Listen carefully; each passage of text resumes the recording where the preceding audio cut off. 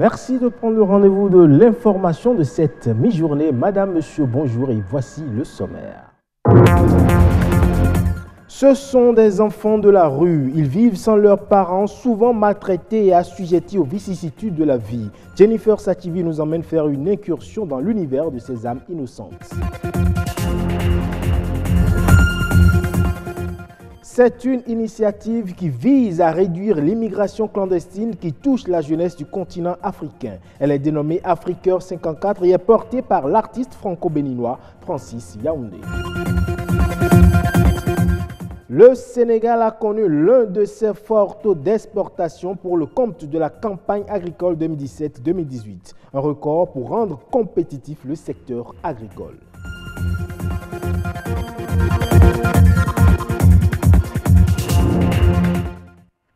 Je le disais dans les titres, des enfants qui vivent à la belle étoile, sans leurs parents, abîmés par la maltraitance et une misère imposée par les vicissitudes de la vie. Ces enfants vendent au marché d'Antokba et sont dans les rues de Cotonou. Solitude, dépression morale, défaillance psychique et retard de croissance sont autant de maux dont souffrent ces enfants. Incursion dans la vie de ces âmes innocentes qui vivent sans leur mère, c'est un reportage signé Jennifer Sativi. Il y a des moments où on a besoin de nous, on a besoin de demander des choses, on a besoin de poser des questions, on n'a pas eu la chance. Comme Fulbert, ils sont nombreux ces enfants qui, pendant leur évolution, sont confrontés à l'absence d'une mère. Un phénomène dont les conséquences peuvent s'avérer néfastes, tant au plan psychologique que social. On peut voir des enfants qui s'agrippent à toute personne qui vient les voir ou chez qui ils voient que cette personne-là a un intérêt pour eux. Ils s'agrippent à ceux-là. Ils ont une attitude également à pouvoir pleurer à tout moment également, être dans une attitude de quête affective au quotidien. On remarque une faible estime de soi, une difficulté à entrer en lien avec les autres. Des perturbations qui se manifestent avant tout à travers le comportement de ces enfants. En société, ils se révèlent comme les moins dociles. Vous leur dites, il est interdit de se battre, ou il faut prendre la douche à telle heure, ou il faut faire telle activité, ou il faut faire telle, et ils connaissent les règles du cadre. C'est cet enfant qui sera le plus difficile. Je donne l'exemple d'un enfant qui, par exemple, te voit, mais vous n'aviez aucun différent, aucun problème, et il te dit, voilà, tu es une pute, par exemple. L'enfant te dit, voilà, tu es une pute, alors que vous ne vous connaissez même pas. C'est peut-être le transfert qui s'installe comme ça. Peut-être que sa mère, en temps, il aurait appris que sa mère est femme de mœurs légères, et donc, pour se libérer un peu de ces informations, peut-être il projette ça sur toi. Moi, ma nature, je n'aime pas trop embêter des grandes personnes, des dames, tout ça. Mais s'il y a des moments, je suis obligé de le faire parce que je me suis dit, et j'ai vécu ça au monde, donc, pas votre chose qui va, vous ne pouvez pas prendre votre argument pour me convaincre. Compte tenu des difficultés, rétablir l'équilibre psycho-affectif chez un enfant ayant évolué sans chaleur maternelle nécessite beaucoup de doigté. Il faut donner de l'affection. La base, c'est ça. Il faut une affection pour cet enfant-là. Il y a des substituts maternels qui sont mis en place. Soit c'est dans le cas d'un divorce, c'est le père qui trouve une nouvelle belle-mère pour pouvoir s'occuper de la garde des enfants, ou bien c'est une figure de sœur à la maison qui incarne cette figure maternelle auprès de eux. Donc la nécessité d'une figure maternelle de substitut est importante pour pouvoir pallier aux carences affectives que crée l'absence d'une mère dans le foyer.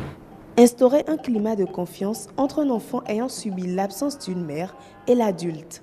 Il s'agit là du meilleur moyen pour lui permettre de mieux s'insérer dans la société et ainsi assurer son épanouissement. C'est un artiste franco-béninois. Il s'appelle Francis Yaoundé. Son combat culturel diminuer l'immigration clandestine qui touche la jeunesse du continent africain. Et c'est à travers, ou plutôt c'est au travers de l'initiative Afriqueur 54 qu'il ambitionne développer des infrastructures socioculturelles pour que les jeunes Africains ne rêvent plus de l'Eldorado. Francis Yaoundé nous donne des détails sur ce projet. C'est au micro de Patrick Adjagoudou. Quand on a le bien-être chez soi, est-ce qu'on peut prendre autant de risques pour prendre la route de la Libye, sachant qu'il y a de graves dangers, dangers mortels. S'ils partent, c'est forcément parce qu'il y a quelque chose qui ne va pas. Parce que ce n'est pas une personne, pas deux personnes, c'est un grand nombre en partant des pays d'Afrique. Ils s'imaginent que c'est l'Eldorado. Mais une fois sur la route, il y a beaucoup qui déchantent. Il faut trouver une solution à eux, il faut concevoir des structures sociales, un peu comme cela se passe en France, avec les Coluches, les créateurs des Restos du Cœur. Donc ça sera la même chose en Afrique, pour concevoir ces structures-là. Et quand les gens ont faim, qu'ils puissent se rendre dans ces centres-là pour manger un bout. L'Afrique est un continent riche, et l'Africain doit avoir 1 à 2 repas par jour. Et puis quand l'Africain est malade, il faut le soigner. Donc il y a la nourriture, il y a les soins, le travail pour les jeunes et l'éducation. Africa 54, ça vise à baisser l'immigration et donner le goût aux Africains de rester chez eux. Et bien tout le monde a droit au bien-être. Si nous voulons moins de conflits sur la terre, moins de révoltes, c'est comme des équations, 1 plus 1 égale 2. Et bien si on veut moins de révoltes, il faut faire en sorte que les gens puissent bien vivre. La campagne agricole 2017-2018 au Sénégal est une campagne de tous les records en matière de production et d'exportation. Les 10 premiers mois de l'année 2018 ont été positifs pour le secteur des exportations, toute chose qui constitue un puissant levier de développement pour le pays. Reportage. Plus de 122 000 tonnes de produits horticoles exportés en 2018, un record jamais égalé par le Sénégal. Si nous observons les séries chronologiques, entre 60 et 2000, on avait une moyenne de 6 000 tonnes, avec un niveau record obtenu avec Peu de Sénégal en 74-75, avec 10 254 tonnes. Ensuite, on prend la fourchette 2000-2012, la moyenne tournait autour de 26 000 tonnes. Aujourd'hui, nous sommes à 122 417 tonnes. C'est important.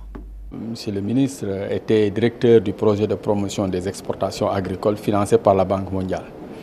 Et avec ce projet, il faut reconnaître que c'est le moment qui a été choisi et bien inspiré qu'il était. Depuis lors, voilà, tout le monde parle, mais c'est de là-bas qu'on est parti pour faire des produits de masse.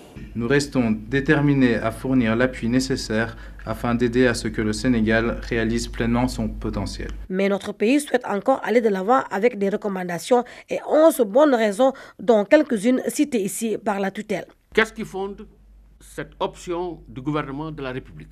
La première raison, il y a certainement une volonté politique d'assainir l'environnement de la production et de la commercialisation horticole.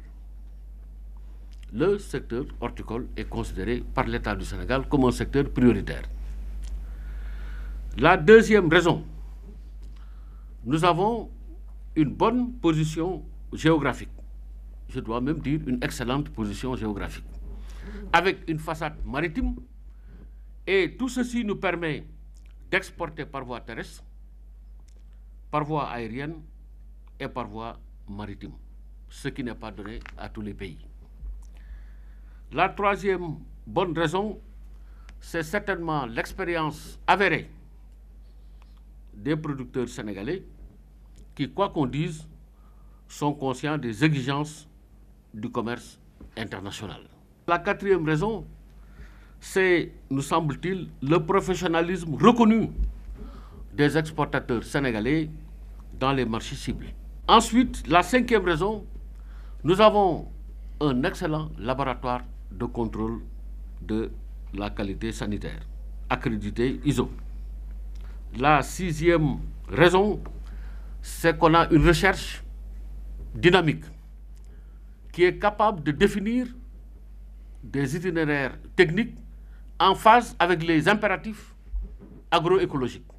Oui, nous avons une zone dénommée zone des Niayes, qui est un bijou horticole unique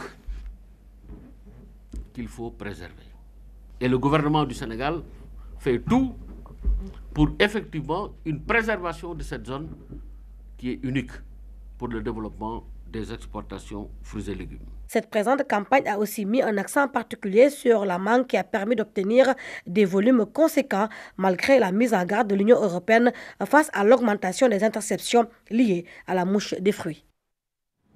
Une nouvelle brève pour terminer ce journal. La Banque mondiale va mobiliser environ 30 000 milliards de francs CFA pour le financement de son plan d'action sur l'adaptation au changement climatique et la résilience entre 2021 et 2025. Ce financement viendra appuyer le développement des prévisions météorologiques plus fiables, des systèmes d'alerte précoce et des services d'information sur le climat. Cela afin d'aider environ 250 millions d'habitants dans 30 pays au moins à mieux anticiper les risques climatiques et à permettre une réponse et un relèvement plus rapide en cas de choc climatique ou de catastrophe naturelle.